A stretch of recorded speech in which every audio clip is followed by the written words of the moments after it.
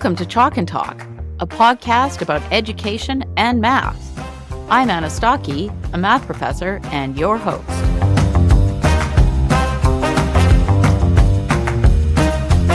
Welcome back to another episode of Chalk and Talk. I'm thrilled to have two guests on today, Justin Skycak and Dr. Alexander Smith from Math Academy. If you're not familiar with Math Academy, it's an AI-powered online learning platform that's been making waves in math education. There are plenty of online math programs out there, but Math Academy really stands out for its alignment with science of learning principles, a topic that my guests are incredibly well-versed in. In today's episode, we cover a variety of topics, starting with Bloom's Two Sigma problem and exploring how Math Academy aims to address it. We also discuss mastery learning and how the platform leverages knowledge graphs to support it. We talk about key instructional strategies like worked examples, spaced practice, and the testing effect. We also explore how Math Academy manages cognitive load to optimize the learning experience for students. Another highlight is Math Academy's success with adult learners. Many have made remarkable progress through their program. For advanced students, we explore how the platform meets their needs and accelerates their learning. I also couldn't resist asking about a few other topics, such as whether Math Academy incorporates the Concrete-pictorial-abstract approach. We wrap up the conversation with Justin and Alex sharing some exciting updates and future plans for Math Academy. This was an absolutely fascinating discussion. Even if online math programs aren't your focus, my guests share a wealth of information about teaching and learning math that will appeal to everyone. Now, without further ado, let's get started.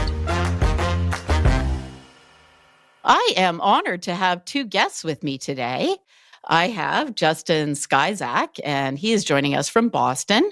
He is Director of Analytics at Math Academy. He develops all their quantitative software for adaptive, efficient, fully automated learning. He has a bachelor's degree in math from the University of Notre Dame and a master's in computer science from Georgia Tech. And his background includes particle detection and computational neuroscience research, industry data science, and teaching math to hundreds of students, including many in Math Academy's original school program. He writes extensively at justinmath.com. And he is the author of several books, including The Math Academy Way. That's a publicly available 400-page working draft on the science of learning. And I had the opportunity to read through it before this podcast, and it's really awesome. And we'll discuss a lot of that today. And I also have Dr. Alexander Smith, and he is joining us from England. He is Director of Curriculum at Math Academy. He holds a PhD in math from University College London and an MSc and BSc in math from the University of Manchester, England. He has been with Math Academy for over 7 years. He and his colleagues have developed possibly the largest knowledge graph of math ever created. So we'll hear all about that today. And Alex has extensive experience teaching math at both the high school level, primarily through one-on-one tutoring, and at the university level. Welcome, Alex and Justin. Welcome to my podcast. Thanks. It's great to be here. Excited to, absolutely. Okay, so today we're going to discuss your work with Math Academy. So just for a little context, Math Academy is an AI-powered, fully automated online learning platform. And you've got quite a following, which I know very well because many people have recommended that I have you on the podcast. So while Math Academy is an online platform, its foundation is deeply rooted in the science of learning principles, which is likely why people keep recommending you to me. And it's not a free resource, but it's quite unique in the way that it keeps them on the science of learning and its design. Today's conversation will be valuable for listeners, whether or not you're in a position to use the platform, because we will talk all about cognitive science principles for learning. So let's start with a bit of background. So my understanding is that Math Academy was developed with an aim to solve Bloom's Two Sigma problem. So maybe you can tell us a bit about that. What is Bloom's Two Sigma problem? Sure. So Bloom's Two Sigma problem was coined in the 1980s by educational psychologist Benjamin Bloom.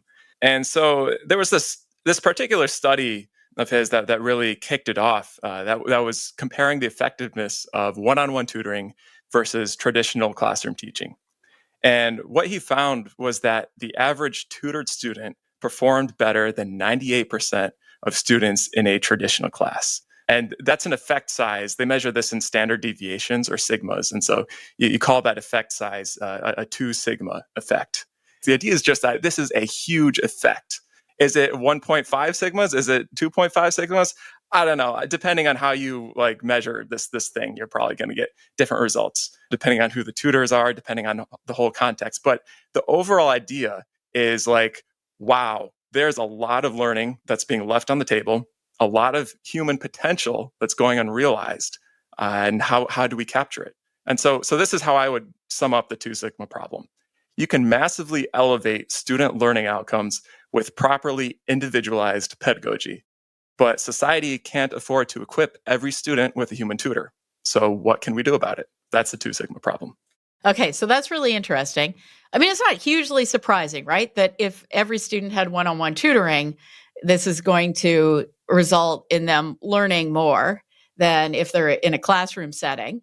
How does Math Academy propose to solve Bloom's 2 sigma problem? Let me start by saying how Bloom tried to solve it. Because Bloom actually, he didn't just frame the problem. He had this whole research program that was trying to go about solving this problem. Our approach to it is kind of similar to his in some ways, but kind of different in other critical ways. So he hoped that the benefit of a human tutor could be pretty much captured by combining various evidence-based learning strategies. So which sounds like a great idea, right? You just take something that's effective, you deliver that to the students, take another strategy that's effective, whether it's pedagogy or the study environment or whatever. You just keep layering on these strategies, these learning techniques that are supported by science. And you hope that as you build them up, you reach this 2 sigma effect, or you just try to reach as much sigmas as you can. You try to improve the learning outcomes as much as you can. But so the thing about Bloom's approach is he restricted his search space to strategies that could be implemented manually, and just manually to some degree, not necessarily to the fullest extent. So, for instance, one of the strategies that he looked into was mastery learning, in which a student you make sure that the students know their prerequisites before you move them on to higher level, more advanced material. In Bloom's solution approach, this 2 sigma problem, the idea of mastery learning, it's not for an individual student, but it's for the class as a whole. You can only really do a loose approximation of this for the class as a whole. That's not bad. I mean, that does improve learning outcomes if a teacher tries to approximate mastery learning for the class as a whole, but it's not as effective as tailoring this to every single individual student who's going to have a different knowledge profile. This was kind of the fatal flaw in his approach. I don't say flaw in that it didn't work at all, but I mean flaw in that it didn't really achieve the effect that he was looking, the full effect of human tutoring. So his search kind of came up sort of unsuccessful because his search space was constrained by the limits of human teaching labor. And at the time, that was a reasonable constraint because computer technology was far less mature. Computers were very expensive. You were lucky if the school had a computer for anyone, and a computer costs a ton of money. So the things are they're totally different today. And so for nearly a decade, Math Academy's challenge, and in fact, our purpose, the whole reason that we exist, has been to carry this torch forward and reattempt a solution, overcoming this limitation of human teaching labor by leveraging technology to implement individualized learning techniques to a much fuller extent. And so we started out in a public school district teaching manually, leveraging these individualized learning techniques as much as humanly possible, kind of like you might think a Bloom's approach, just do it manually as much as you can. But the key difference is that we gradually built up an online system to automate pieces of the work and leverage them to a much fuller extent than we could do manually. So that kind of freed us up in that we would try to teach as well as we can in person, offload, once we get our arms around the problem and kind of get how this is done and how to frame the problem better, offload the solution to a computer, program up mastery learning on a knowledge graph or spaced repetition, a number of other techniques, and then go back to manual thinking, like, okay, what's next? What else do we need to offload? And by the end of this, we created a teaching machine that is shockingly effective. For instance, students passing the AP Calculus BC exam as early as 8th grade. We'll get into this a little more, but let's back up a bit and let's talk a bit about mastery learning.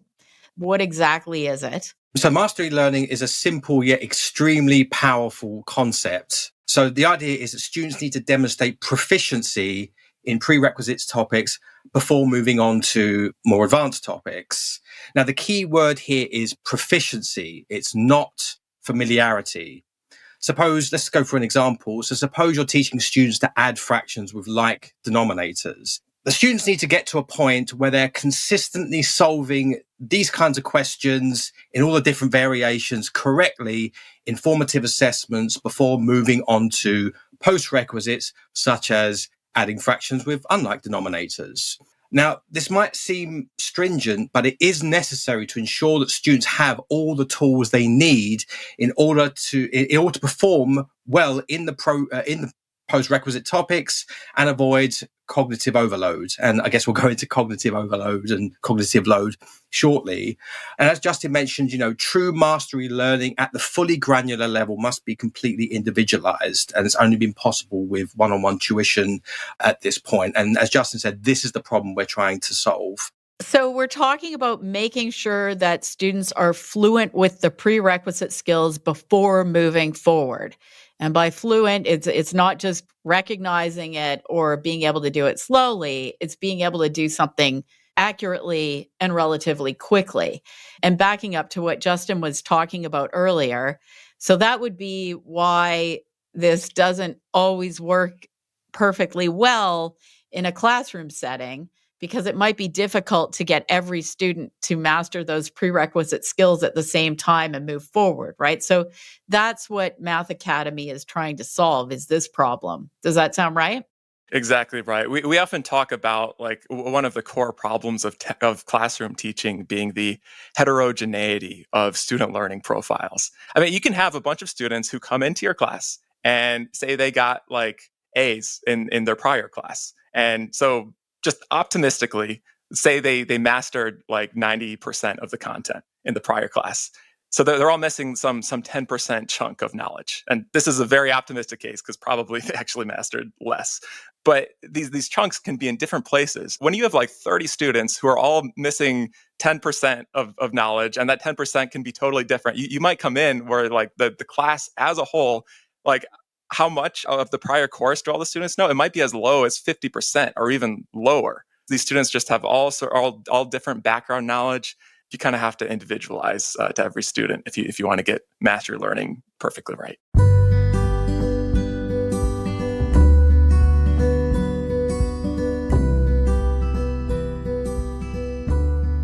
So let's talk a bit about the knowledge graph, because that seems to be something that's very important to Math Academy. So Alex, what is a knowledge graph and how are you using these knowledge graphs to implement mastery learning? So the knowledge graph is the fundamental data structure that we use to implement mastery learning. So it's a set of about 2,800 topics and counting that go from fourth grade math right the way up to undergraduate level math.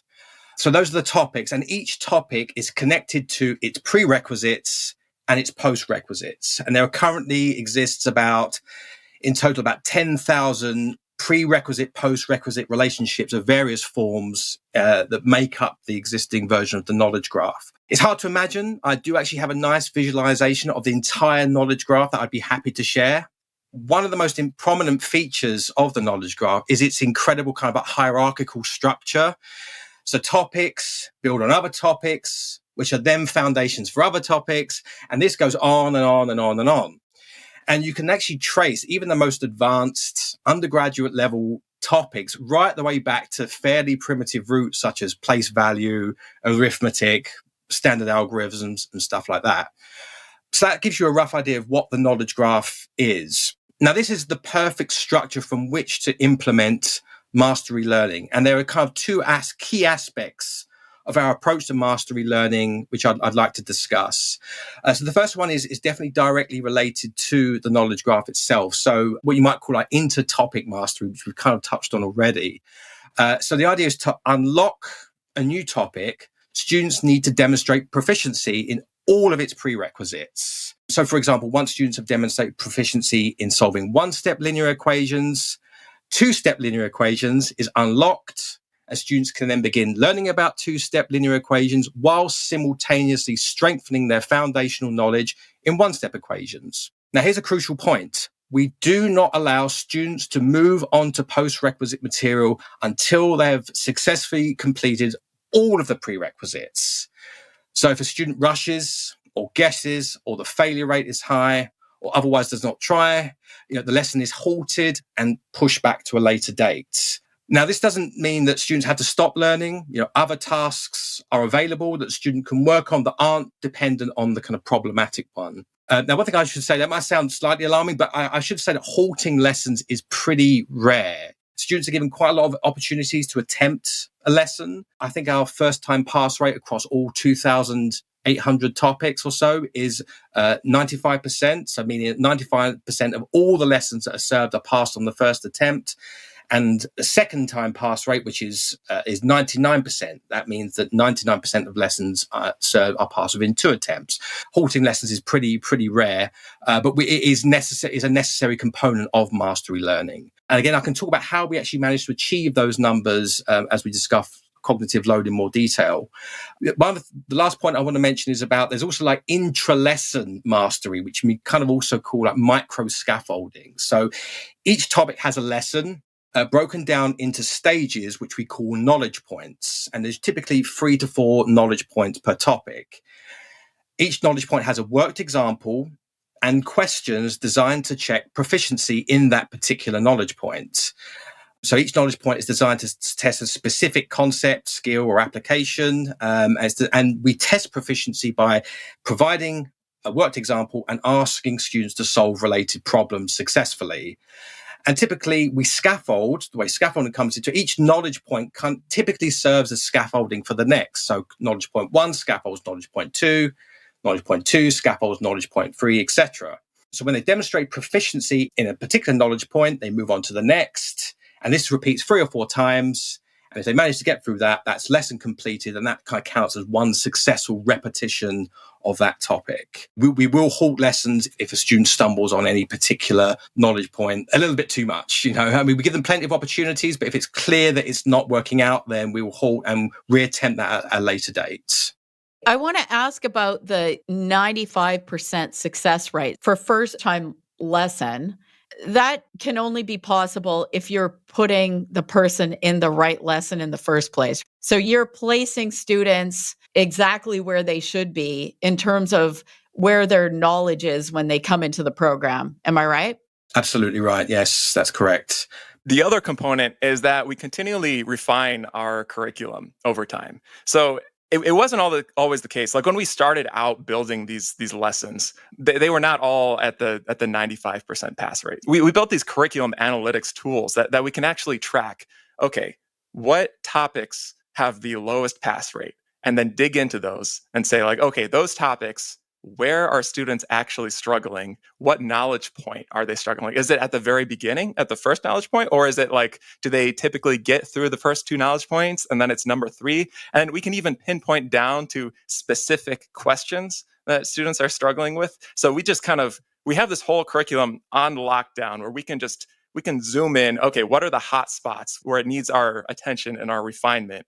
And where within those topics, what specific segment? And then we can go and introduce more scaffolding. Now, one thing I should clarify is we never lower the bar for success. It's not about making lessons easier. It's about introducing more scaffolding and just better preparing and smoothing out the learning experience for the students. And so that's been a key part of how we've managed to get these pass rates so high, is just continually refining these lessons as we get more data about where students struggle. I've got quite a good specific example of that. So we're about to release our probability and statistics course. So this is like an undergraduate level. So we had a lesson in hypothesis testing, which is upcoming in our probability and statistics course, but it also features in our mathematics for machine learning course.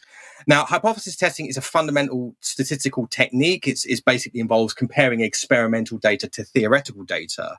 It's one of those topics that I've taught it in a one-to-one setting, and students tend to find it quite tricky. Now, initially, our introduction to hypothesis testing was just a single topic. And I recently noticed that the pass rates weren't that great at all. I mean, students were getting through it, but a lot of students the success rate was nowhere near 95%. Justin's tools that he built for me, which I use almost on a daily basis, I was able to see exactly where the students were failing. And they were failing on introduction to hypothesis testing, knowledge point 3, critical reasons and critical values. And as is almost always the case, cognitive overload was the issue. There's just too much stuff going on in that knowledge point. I actually took this topic and split it into 4 completely new topics. But since I've made those changes, I don't think a single student has failed any of those lessons.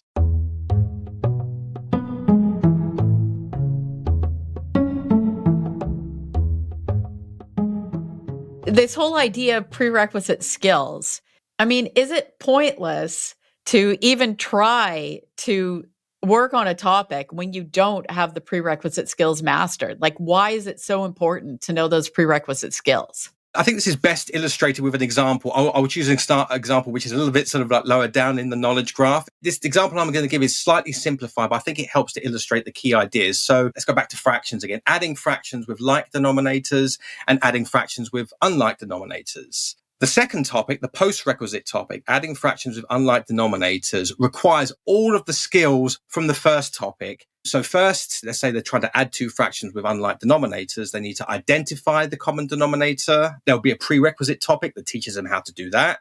So they will have mastered it, or they should have mastered it. Then they've got to find 2 equivalent fractions that have that common denominator. So again, this will be covered in a prerequisite topic.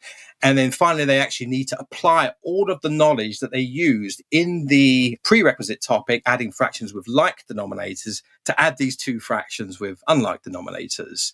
So this lesson, adding fractions with unlike denominators, brings together all of these 3 core prerequisite topics. Now, what I just described there is kind of like a 4-5 step process in some cases. Even if a student has mastered all of the prerequisites, there's still a lot going on. The demands on cognitive load are pretty high. So to minimize the cognitive load, it's vital that they are proficient in the prerequisites material. So if a student is struggling with adding fractions with like denominators or any of the other prerequisites that I mentioned, they are really going to struggle to achieve mastery on this more advanced topic. Cognitive overload is almost a certainty. And I should mention as well that, we wouldn't necessarily push students straight into a 4 or 5 step problem. Again, it goes back to micro scaffold. We would micro scaffold up to this. So you might start off with a 2-step problem. Perhaps you only need to find 1 equivalent fraction, like no simplification needed at the end, like a half plus a quarter. Then you move them on to 3-step problems, then 4-step problems, and then done. And each of those things could bring in potentially a separate prerequisite. That example hopefully illustrates why it's so important to have mastery in the prerequisites before you move on to the more advanced topics. Just to give an even more concrete example for people who are not so familiar with the structure of math, just imagine that you go to the gym and you decide, hey, I'm going to learn gymnastics. I'm going to learn to backflip. And then you go to the coach there and you're like, hey, can you teach me how to backflip? And the coach is, yeah, sure. I can teach you how to backflip. And then you're like, great. Well, what do I do? And then the coach says, go do a backflip. Go try a backflip. And then you're like, what? you try to jump. You don't even do any sort of rotation. You just kind of like fall over. Like, you don't even know what you're doing. And then the coach is like, well, just keep doing this. Just keep trying. Like, use the whole hour. Try to do a backflip. Come back tomorrow. Try to do a backflip. Like, it's clear you're not gonna get there. You're just going to keep falling flat on your face. You're going to develop a distaste for this whole process. And so, like, that same idea of what you would do in gymnastics or any sort of sport where you're doing advanced maneuvers, where you kind of scaffold the process. It's like, okay, let's make sure you can do these sub skills first. Okay, now you can do the sub skills. Let's now focus on combining some of them together and then combine more of them together. oh, now there's this more advanced variation that we do that kind of unlocks our path into this new thing that's now approaching the thing that you wanted to do. So it's kind of like that. It's a good example. And the weird thing is that no one would ever do that in gymnastics. But on the other hand, it happens in math all the time. It's interesting because, in my opinion, math actually isn't, I don't think it's as hard as people think it is. I think it's just that it's not broken down enough or scaffolded in the way it should be. And as Alex has already pointed out, it has this huge knowledge graph. Everything is so connected. There's an analogy that Jason Roberts, he and his wife, Sandy Roberts, are the founders of Math Academy. But Jason has this one analogy that's called the learning staircase that I think really puts this all in perspective. Students who are learning math, who are climbing up this knowledge graph, you can kind of simplify the situation into they are climbing a staircase. And the reason why a lot of students don't make it up the staircase is that the steps are too big. So that their stair climbing ability is kind of like their working memory, that how much information can they fit in their brain at once and make sense of. And the height of the step is kind of like the cognitive load of the task that we're trying to do. So when the height of the step is too high, when we're trying to do too much stuff at one time, and it's higher than the students' what the student's working memory can step over, the student's going to experience cognitive overload and they're not going to be able to climb. So basically, all that we're doing is we're taking this learning staircase, which originally had very large steps and students would get stranded under these steps that they couldn't climb. We're just breaking those steps down into smaller steps. And the staircase is still going just as high and it's just as rigorous. It's just these incremental steps are small enough for students to climb all the way up. And yeah, so one of the ways to do that is worked examples. So worked examples are pretty much front and center of the entire learning experience at Math Academy. To my mind, there's no more effective way of learning math than studying worked examples. Numerous studies have demonstrated how their effectiveness. They give students a baseline mental framework to work from when their initial understanding is low. They've been shown to reduce cognitive load. I think it was Sweller that did a 2006 review paper on worked examples. Now, one thing I want to just to mention, because it hasn't been mentioned yet, is that it's important to realize that on Math Academy, there are no videos. Worked examples, as far as we're concerned, are purely text-based, math, and image-based. And students are expected to work through each worked example before attempting the practice problems that are related to that example. And they'll usually be quite similar. By working through the worked example, I don't necessarily mean reading. They need to read the example carefully. They need to go through the solution carefully using a pencil and paper, using their prerequisite knowledge to guide them through the steps. And what I do personally, and what I'd recommend if it's necessary, they should be able to reproduce the solution for that worked example themselves without looking. So go through it with a pencil and paper, close the laptop, cover the paper, try and reproduce it yourself. So I think this is especially important for more complicated problems. If they can't do that, then they should go back and try again. But once they've understood, they're then ready to begin working on similar practice problems to demonstrate that they understand. Now, there's some important points, I think, to think about when you're thinking about worked examples. And the most important thing I can say is that it's not about pattern matching. Students need to internalize the logic and the reasoning of the mathematical argument that is presented using their prerequisite knowledge. So, okay, you've got statement A. Okay, statement B is true because of this reason. And from B, it follows that C, and C is true because of A and B. Really work through the reasoning, not pattern matching, which is, okay, well, this number goes here, X goes here. I don't really know why this is happening, but it just does. And the reason this is so important is because once they've internalized a mathematical argument, it becomes part of their reasoning toolkit, which they can then apply to other problems. And one thing you'll realize when you've designed curriculums and been involved in math for a long time is that, those kind of patterns of thought and reasoning toolkits pop up. They reappear again and again and again. Now, the one thing I want to say is that, the words like rote learning, it has some negative connotations, but I personally, unlike some educators, I don't believe that rote is a bad word. Some rote learning in math is unavoidable. There's nothing wrong with that. And when it's appropriate, it should actually be encouraged and not discouraged. So things like times tables, your trig identities, basic derivatives and integrals, these should all be rote memorized, because you need to be able to recall these fluently when you're solving complex problems.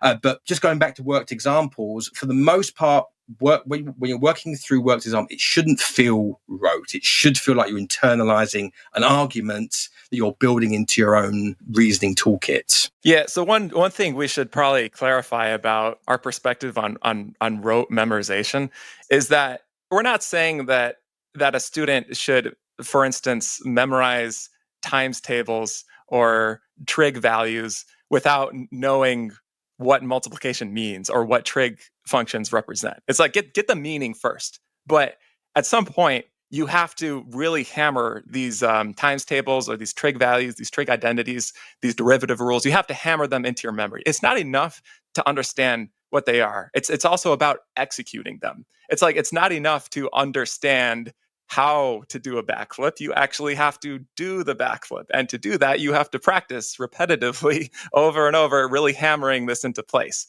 So we're not suggesting that students should be made to memorize things that they like, memorize symbols that they don't even know what it means, like memorize a times table without understanding that multiplication is repeated addition. No, it's like have the student do multiplication problems using repeated addition first, but then move on to really hammer this information into memory. So it's quick, instant recall, building that automaticity that's needed.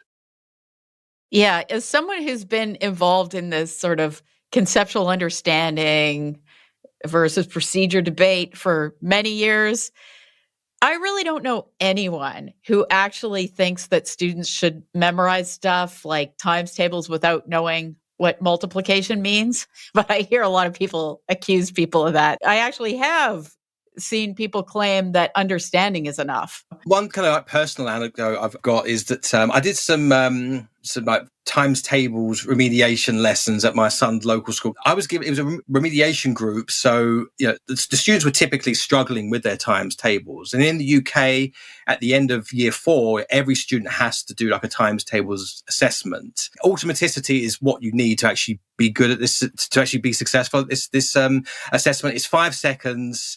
Any times table, but weighted towards the difficult ones, like the 6, 7s, and 8s. And I was giving the students that were really kind of struggling with their times tables. And what I just found quite kind of ironic about that whole debate is that even the students were really struggling. They all know what multiplication was. They all got it. Just writing down what the times tables were. They were just doing repeated additions. Like, right, they know what it is. It's like, now let's get to the hard business of actually ingraining this in their memory. So it surprises me that for times tables, this comes up as much as it does. It's good to practice this like level of conceptual understanding before you move on to memorizing times tables. But if you stay too long in that area, this thing that's supposed to be scaffolding you up to memorize your times tables, it actually becomes a crutch, because then you just want to rely on it the whole time.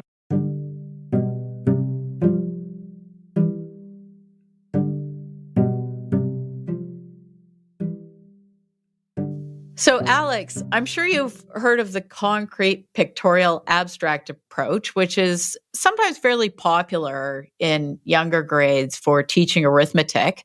Now, as someone who has created a 4th grade math course for Math Academy, what do you think about that? So CPA, concrete pictorial abstract, sometimes referred to as CRA, concrete representational abstract. It kind of means that it's the same thing. So the idea is that it uses physical objects and visual aids to build a child's intuitive understanding of abstract topics. It might be place value, might be fractions, those kinds of things. It's typically employed when building arithmetic skills and knowledge. And the ultimate goal is to use the concrete and pictorial stages as scaffolding to move on to the abstract stage. Abstract typically means using things without visual pictures or physical objects. So I'll give an example. So let's suppose you're teaching students to add fractions. You might start with the concrete approach. So to give students a sense of how to add fractions, you might start with a physical object. So it might be a model of a pizza, not a real pizza, a pizza that can be with slices that can be taken away and added back in. And you kind of get some sort of sense how you might add fractions using these kind of model pizzas.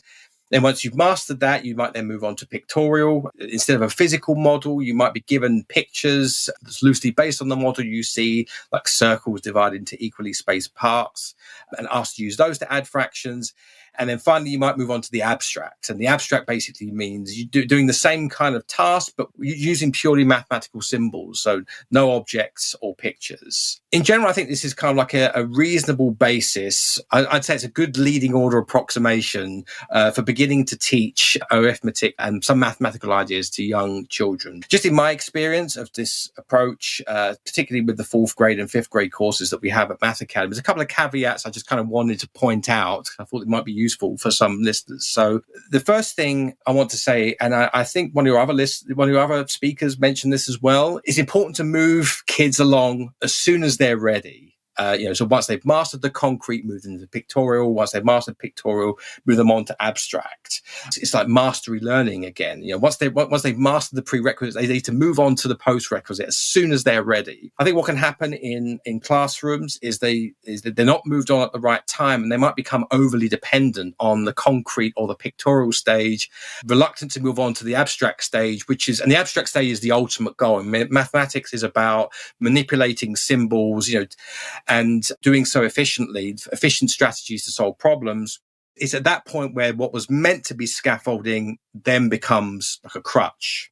Secondly, there's a point where the concrete stage isn't really needed anymore. I mean, some say that, by the time it gets to around sort of 7 or 8 years old, you don't really need to be manipulating physical objects. You can move straight on to like a pictorial representation, and then of course the abstract. So at this point, it really becomes a PA instead of CPA. It's just pictorial abstract, dropping the C in the vast majority of cases. Now in Math Academy, obviously we're an online platform, so we can't do the concrete stage. There is no way of doing physical objects. We only do pictorial and abstracts, and the lack of the concrete hasn't hindered our students whatsoever. In fact, the vast majority of students on our 4th grade course have completed the course successfully, and that involves mastering every single topic on the curriculum, and they've managed to do this without the concrete approach. So I think it's important to be aware that the concrete stage isn't always needed, and I think knowing that can actually save quite a lot of time. So just to go back to the point where about moving kids along exactly when they're ready and not delaying it. I mean, I have a 6-year-old son, and he needs to be moved on to the abstract stage as quickly as possible, really, because if he had his way, he happily count beads. He loves counting. It's like, yeah, that's great, but you're more than ready for like the standard algorithm for addition now. There's no need to be using blocks or bars or even pictures at that point. And I think thirdly, and I think this is something that many people don't necessarily realize, is that it's important to realize that sometimes the abstract should come first. And the classic example here is like dividing fractions by fractions. Now, the abstract method is super easy. Every kid that's got the right prerequisites, got mastery of the prerequisites, gets it instantly. Flip the second fraction and multiply. If they've got the prerequisites, they find this super easy. If you follow the concrete pictorial abstract approach to the letter, you're going to get them using models to do this before they're ready for the abstract procedure. And this is actually, in this particular example, is actually much more difficult, and forcing kids to master that first before moving on to like the abstract phase is not really the best option, I don't think. And just the final point I would make about that is that you really want to limit the number of physical objects or pictorial models that you use. I think that less is certainly more.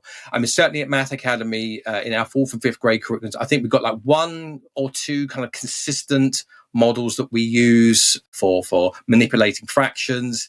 And we've got number lines, which are obviously like pretty universal. All the way up to university level math, you need number lines. And that's pretty much it. That's all they really need in their arsenal to be able to sort of tackle these, to put their abstract understanding on a kind of concrete footing, as it were. They don't need 10 different manipulatives or 10, 20 different pictures, which I think seems to be like an emphasis to expose students to as many of these kind of manipulatives and models as possible. And I think that's potentially quite a big mistake, is pick the two or three most useful, run with that. Chances are it's going to get the students to where they need to be. 100%. I'll tell you a funny story. I wrote an op-ed piece for the Globe and Mail. So that's a Canadian newspaper. And it was about exactly what you're saying, because I had also noticed this with my kids in school, that they were spending far too much time with concrete and pictures and not moving to the abstract. And you really need to spend most of the time on the abstract part realistically. Like you need to be able to work with fractions fluently. Otherwise, you're not going to be able to do any other math later, like algebra, et cetera. And anyway, so I wrote this article, and you were talking about pizza. And so when you write one of these, someone else picks the title. And so the title they chose was "Put Down That Pizza Slice, Math Teachers." so it reminded me of that when you were talking about pizza. Oh, a great coincidence.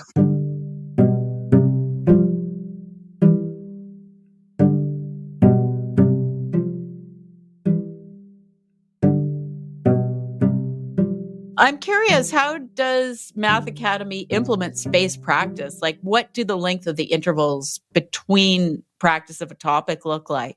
Yeah, so spaced practice, spaced review is one of the cognitive strategies that we have actually leaned into the most. So I spent a long time building a spaced repetition system into Math Academy's learning system that takes our knowledge graph into account. So I guess I should back up and just say, like, okay, so spaced repetition. Spaced repetition has been known for over a century. Ebbinghaus was the scientist who first kind of noticed that, like, hey, when you learn something, your memory decays, but if you review it after a while, it decays slower. And so you can wait longer until you review it again, and your memory will extend more. The way you increase your retention of something is by retrieving a fuzzy memory. And so when you retrieve a fuzzy memory, it gets stronger and it decays slower the next time. So you can wait longer until it gets fuzzy, that same level of fuzziness again.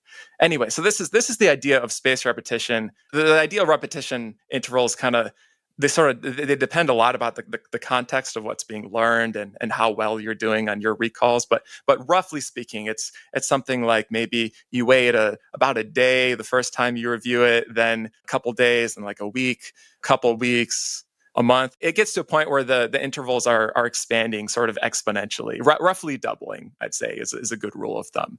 So each time you successfully recall something, maybe you wait about twice as long before attempting to recall it again. There's platforms for doing spaced repetition on flashcards that are unrelated. And so these each have their own spaced repetition schedule based on when you introduced the card, when you started reviewing it, whether you got the repetition correct or not, you successfully recalled the card. But in math, things get really complicated because we've got this big knowledge graph of concepts, and we're often implicitly practicing sub-skills. So for instance, say, just imagine you stick one-step linear equations and two-step linear equations into a spaced repetition system, and you're doing spaced repetitions on these two topics. And let's say a repetition is just solving some problems from each topic. If you just do this naively, do each repetition schedule in parallel without interacting them at all, then what's going to happen is you're being very inefficient, because every time you solve a two-step linear equation, you are implicitly solving a one-step linear equation. The whole point of it, the way you solve a two-step linear equation is you do something to the equation, and then that turns it into a one-step linear equation that you know how to solve. So every single time you solve a two-step, you are implicitly solving a one-step. It's like, okay, learn one step first. But as soon as you learn two-step, now you don't need to worry about reviews on one step anymore. You should just like throw that spaced repetition card away and just focus on the two-step linear equations card. Because every time you do that, that is essentially a repetition on this one step. So you can kind of imagine how this gets really complicated when you have this whole web of 3,000-ish math topics connected by like 10,000 relationships. It just gets really, really complicated. So yeah, we had to devote a lot of time into figuring out how how this repetition system is going to work. The general idea, actually, Jason was the one who first pointed it out when a kid was getting some silly reviews on some topics that you would reasonably infer they already know how to do and that they're already practicing in their lessons. The thing that he called it was an encompassing. So topic A encompasses topic B if topic B is used as a subskill in topic A. So we ended up building this into encompassings into our spaced repetition system so that every time a student does a repetition on a higher level topic, the repetition flows down the knowledge graph through the encompassings to affect the lower level subskill topics that are being exercised. And we also generalize this to the idea of fractional encompassings.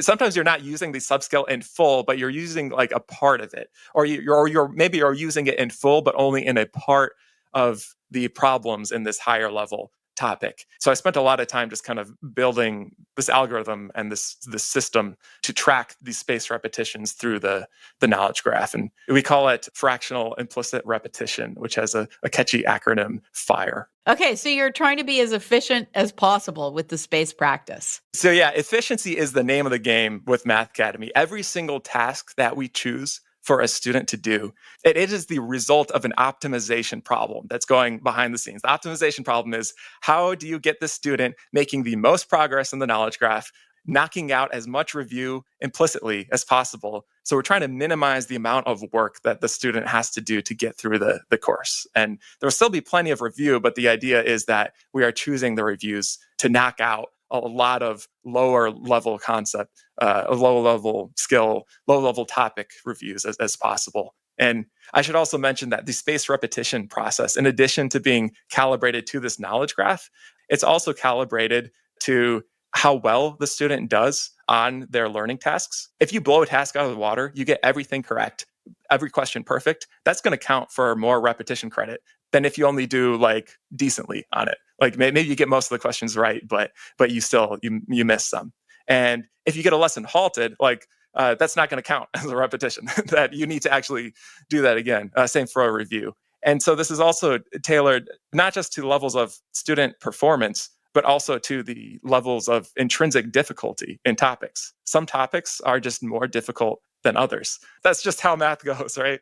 And so we factor that into our spaced repetition algorithms too. When a topic has a higher level of intrinsic difficulty, the repetitions are more frequent. So students will get more practice on it. Every topic has its own sort of spaced repetition schedule for the average student, and every student has their own spaced repetition schedule based on their performance on a topic, and it also takes into account performance on prerequisite topics and overall accuracy. So it's just every single student for every single topic, there is a unique spaced repetition schedule that encodes all the context of the situation, tries to optimize just the right amount of review so they don't forget it, but at the same time, trying to free up time for them to learn new material instead of spending all their time reviewing.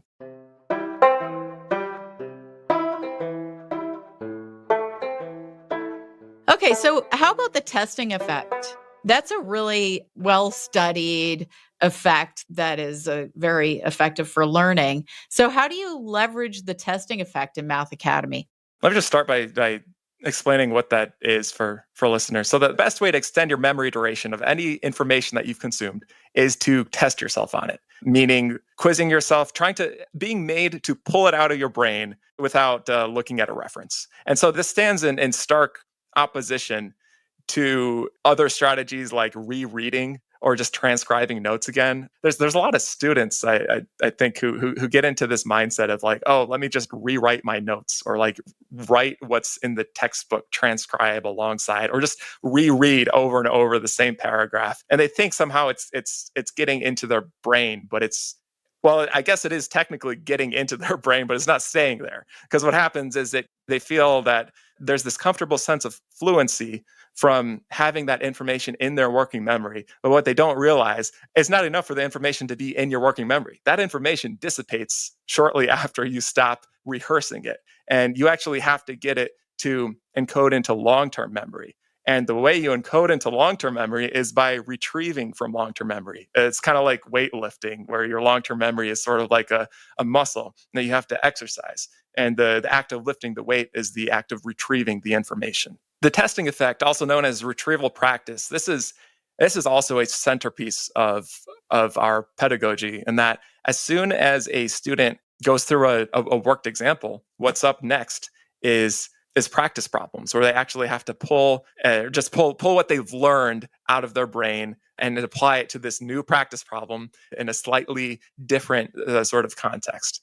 As a student sees a topic multiple times throughout the course on Math Academy, we're gradually backing away even further from reference material and relying more unassisted retrieval. So it starts out like when they're solving problems, they have the worked example to refer to if they need to. It's kind of like the spotter at a gym. The spotter can help you lift the weight if you're really getting crushed by it, but you shouldn't be relying on the spotter. But after a student goes through the lesson and moves on to a review, and the worked example is not easy for them to reference. They can still like click back to the topic and then kind of scroll through to find like, oh, this problem is kind of similar to this worked example. But it is intentionally a little bit more annoying to go look up the reference material, because we're trying to wean students off of that. And so they're trying to get them just to more pull this information out of their brain in these review problems that they're solving.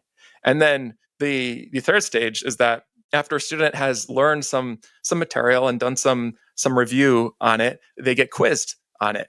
And so quizzes on Math Academy happen about every 150 minutes of work. And we measure work in XP, or experience points, where one XP is equivalent to roughly 1 minute of work for an average student at that level. It's coming every 2.5 hours of work. So this is not like in a typical classroom where you might get a quiz every 2 weeks at most, or maybe every 2 months. For a student who's using Math Academy along a class schedule, say like 50 minutes a day on Math Academy, you're going to get a couple quizzes a week. And so these quizzes, they're like 15-minute quizzes, but they are packed with quite a few questions. You might in lower grades you can get like maybe 20 questions on a 15-minute quiz. By this point, by the time that a student enters the quiz, they should be strong enough on the material where they can just pull it out of the brain in a reasonably quick time frame and really start building this level of automaticity that they need. In higher level courses like calculus, it might be more like maybe 6 or 7 questions for a 15-minute quiz. It kind of we calibrate amount of questions in a quiz to the amount of time that we expect the questions to take. But the idea is we are always focused on retrieval practice, and we are gradually stripping away reference material and trying to have students retrieve under some time constraints to really build automaticity. The students using the program need to be pretty good at working independently. Am I right? If you just sit a student in front of a computer and that's it, and you don't check in on them, then yeah, you're depending on their being a responsible, studious, like I will do what I'm supposed to do kind of student, and going through worked examples properly, just not being adversarial in any way. You're depending on that. And as an adult, if you have a kid that's on Math Academy, or if you're a teacher and you have students on Math Academy, you can take steps to kind of corral more adversarial students into practicing the correct behaviors. So something that we always recommend for younger students, especially for younger students who come on the system, is like even a lot of times you get a younger student who's just excited about the material and they just want to solve problems and they just skip the worked example. They don't read anything. They don't read the tutorial. They don't read the worked example. They're just like, I want to solve problems. And so they'll go to the problem and then they're unsure how to solve it. And they're like, oh no, I'm stuck. I don't know what to do. And then they get distracted. If they have a parent or a teacher or tutor, somebody sitting next to them, kind of modeling the process, like, hey, let's read through this introduction. Let's go through the worked example. Like, let's read through it. Okay, now see if you can reproduce this worked example, like Alex said earlier. Close the laptop. Here, let me write the problem down for you. Can you solve it for me?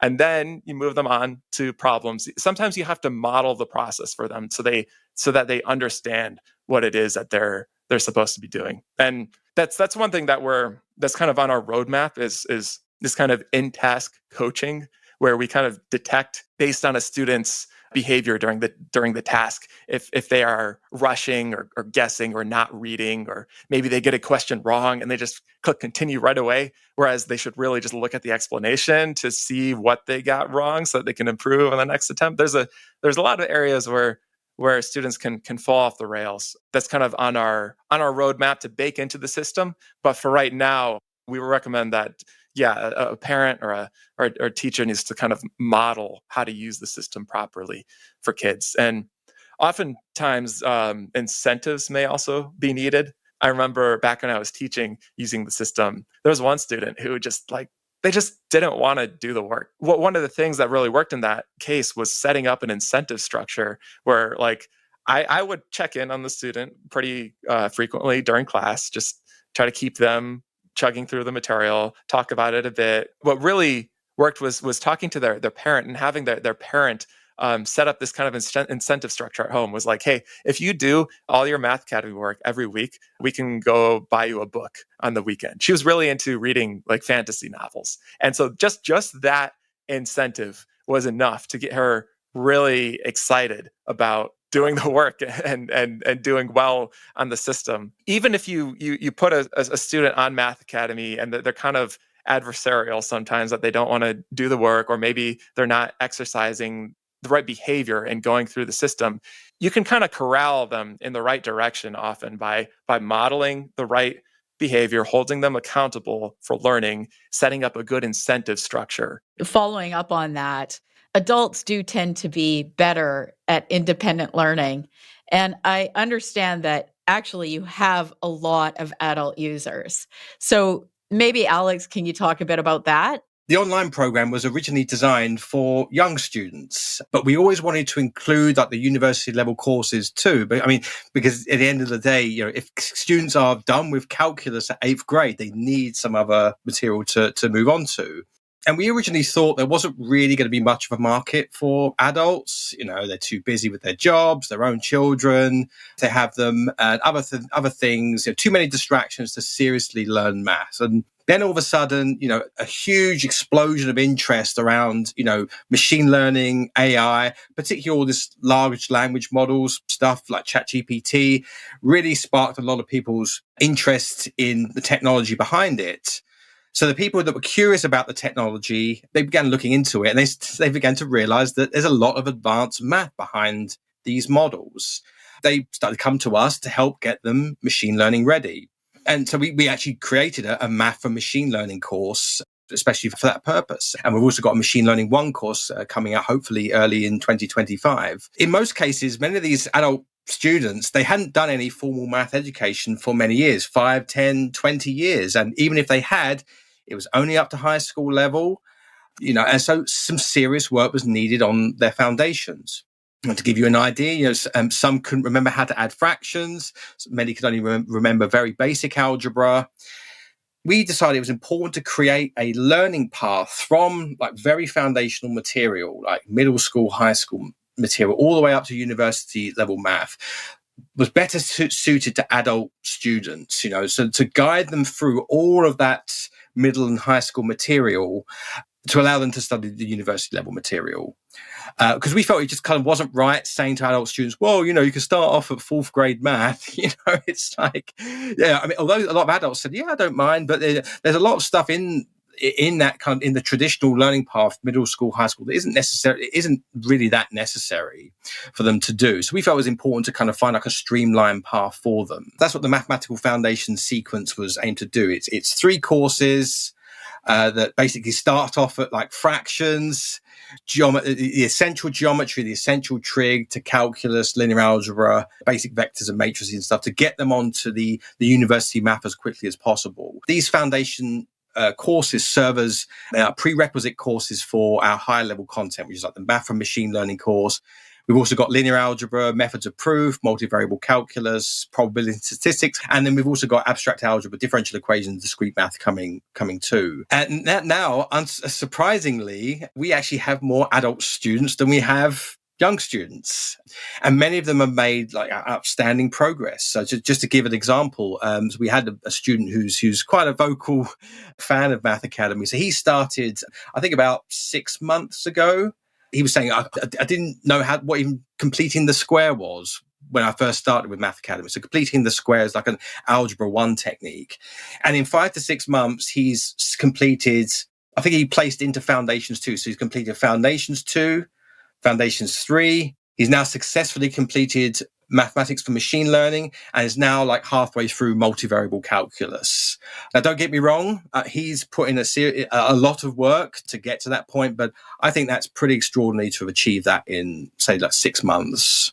One thing that I want to say is a common reaction, especially from adults using our system, is that they get to a point where they have this real emotional experience of seeing some math on the system that they had tried to learn previously, and they're really intimidated by it because previously it did not go well at all, and it just felt so out of reach, and they were just kind of like, well, I guess I'm just a dummy because I don't understand any of this math. But when they see it on our system, it's just a totally different feeling where they say like, wait, that's all it is. Like it just comes down to these prerequisites. I know that's all that I was missing. I was like, I thought I was dumb, but it turns out I was just missing the prerequisites. And then they like look at like all the time that they spent in the past, just kind of like banging their head on these problems when they really could have just been filling in their prerequisite knowledge, and it gets so much easier to learn.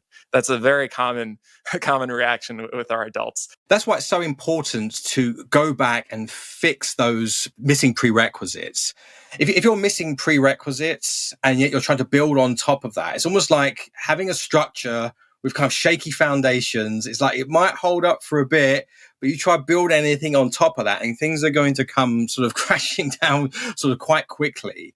I mean, we have had adult students that have said, do I really need to go back and master trig and algebra and all that stuff? Why can't I just say, yes, you really do need to go back and, again, not just familiarity, it's actual fluency with those topics, because you're going to need those in spades when you get to math and machine learning or multivariable calculus. So we really can't emphasize how important it is to go back and fix those missing prerequisites. But if you do, that's what happens. You find yourself progressing through the material at ease. I mean, we often liken like a lesson on Math Academy to like a good session at the gym. It does require effort. You do feel kind of like sweaty and tired and exhausted afterwards, but you're at the level where you can actually tackle that and you have everything in your toolbox to do it.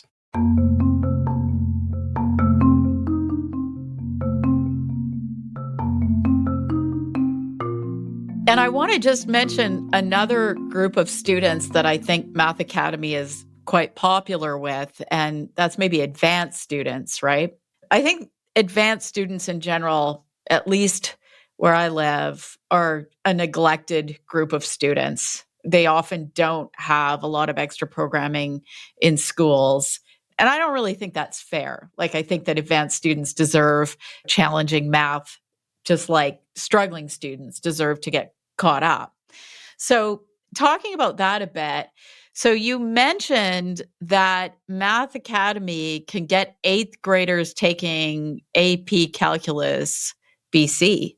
So can you elaborate a bit on that? I should say that when a student is advanced and sitting in a class and the class is just rehashing things that the student has already learned, then yeah, that's not a good use of time for the student. And I think, yeah, it's true. Every student needs to really just have instruction that is appropriate for them. A student doesn't need to be advanced or even at grade level to benefit from individualized instruction. I don't want to turn off people who don't think of themselves as advanced learners, because the benefits of filling in your prerequisite knowledge and having like instruction adapted to your pace of learning and your needs, it benefits all students. Even if a student is below grade level, if they're being below grade level, it just comes down to the fact that they have missing knowledge, then we can fill that knowledge up for them really quick. The only type of student that we really don't work for is a student who is just dead set on not learning. Like, no matter what you do, they refuse to do problems. And that's more of a behavioral thing than a knowledge thing. So back to this 8th graders taking AP Calc BC story.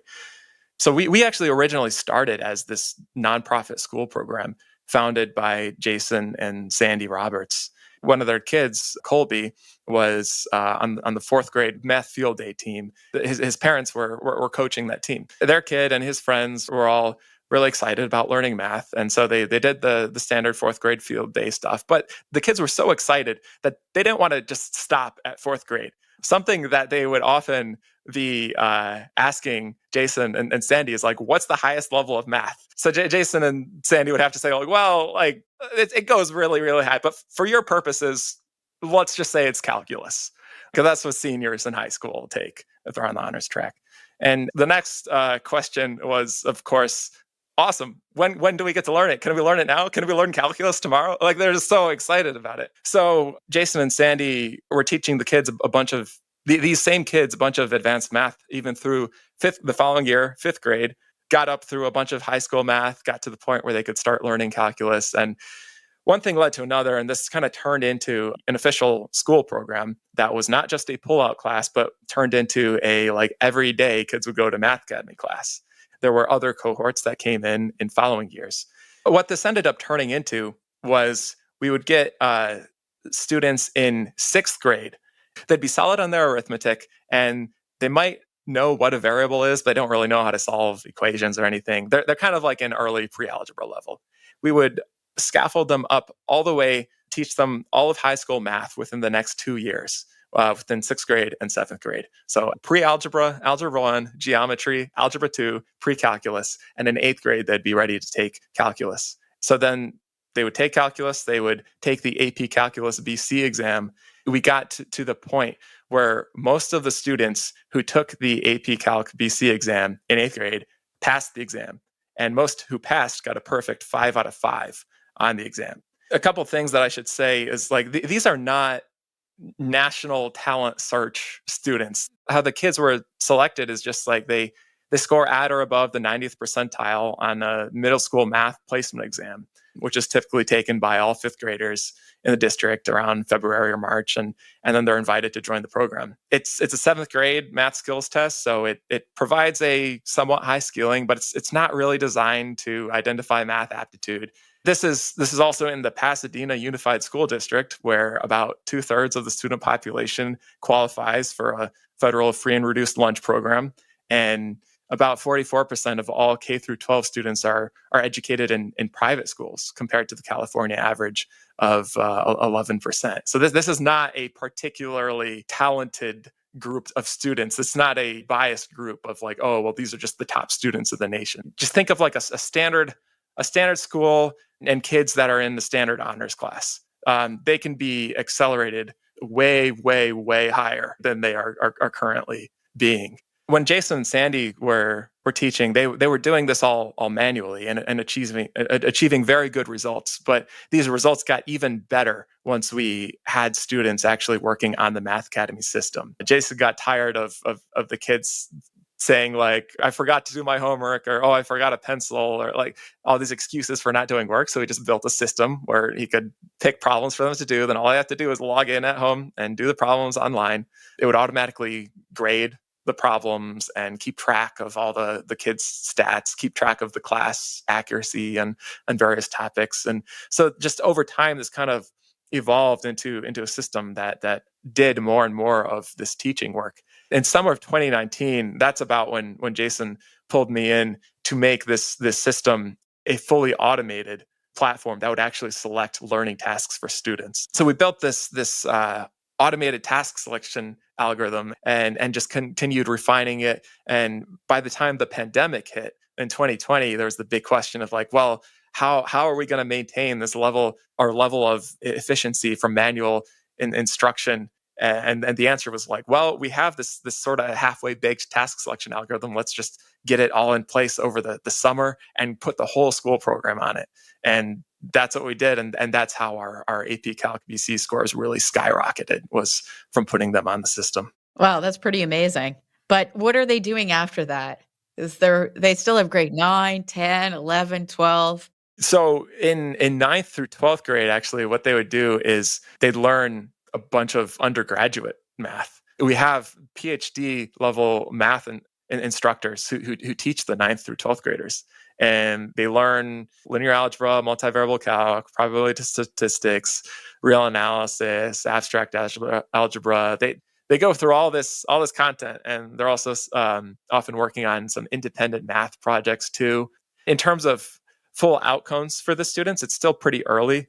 So the first cohort is still in their junior year of college. And so they haven't really hit their careers yet. We've been hearing a lot of really cool things from them. One kid is doing a accelerated master's degree in school. There's some other kids who got into MIT and Caltech. There's another kid who is currently a senior in high school, and he actually did an internship at Caltech his summer of his sophomore year, and then worked there on a research project for his junior year. And now he actually let me know a couple of weeks ago that he got a paper published as a high schooler, a solo author paper in a legit journal. And it's interesting to just see, you can see his author affiliations. He's like Pasadena High School and California Institute of Technology. That's incredible. What's next for Math Academy? And Justin, maybe you can go first. Well, so I'll say a particular and a general. Particular thing that I'm really excited about is our upcoming machine learning course and machine learning course sequence, and are actually going to have a programming course too. In general, what's next? Just we're coming for everything. Machine learning, proof-based math. We have a methods of proof course. We have a linear algebra course that's more concrete than proof-based, but we're going to have an abstract linear algebra course in the future on par with Axler's linear algebra. We don't have a real analysis course in the system yet, but we're going to. We're going to have competition math. We're going to have in-task coaching to guide students through the learning process. We want to become the ultimate math learning platform. And anything that we don't currently have under our umbrella, it doesn't mean that that's not on our roadmap. We're coming to engulf math education, do it the way that it ought to be done to empower the next generation of students with the ability to learn as much as they can and make of that mathematical knowledge throughout the rest of their lives and their careers. So I'll mention a few specific things. So the first thing for me is to finish our undergraduate curriculum. So I mentioned some of the courses we've got planned. We're shooting for the start of the next academic year to have all of those in place. So differential equations, discrete math, abstract algebra. Justin mentioned the machine learning course. We might even have a second machine learning course to get all of these courses kind of in place. Up until sort of quite recently, we've had a sort of not exactly a shoestring budget, as that would be unfair, but we had to be quite careful in the early stage with how we allocate resources. But now that we're getting a bit more popular, we've got a little bit more time, a few more resources to actually hire some more mathematicians to help finish off some of these courses. One of the things we're going to do is automaticity training, for example, with math facts, providing kind of spaced repetition and other pedagogical techniques that we typically employ to ensure that students are automatic with their math facts. We'll start off with math facts, and then we will continue building on that. We currently have in the system multi-part problems. We're going to fuse those with coding exercises. One thing we've realized is that particularly the adult students, they really like the kind of the multi-part problems, because multi-part problems kind of draw in questions from various different topics and usually put it in a contextual, concrete setting, a practical problem. And the adult students in particular seem to like that. So we definitely want to get a lot more of those in the system, so they can actually see where their math learning can be applied. And another big thing is math competition. So we want to build a curriculum around competition math, even building up all the way up to things like AMC and Olympiad eventually, and have various regional leagues, national leagues, international leagues where students can actually kind of go on to learn the math and then compete against each other. Quite a few people asking about complex analysis as well, which is my personal favorite area of math. So I'd love to see that in the system at some point. It's probably a little bit niche, so it's not exactly top of the list of priorities, but I think really, really packing out some of that undergraduate material. I really enjoyed this conversation, and thanks so much for coming on and sharing your work with me and my listeners. It's been a really great conversation, and I really enjoyed talking to you both today. Thank you so much. Thank you so much for having us. We are absolutely honored to be here with you. And yeah, it was a great conversation for us as well. Absolutely. Thank you, Anna, for inviting us on. It's been fantastic. Really appreciate it.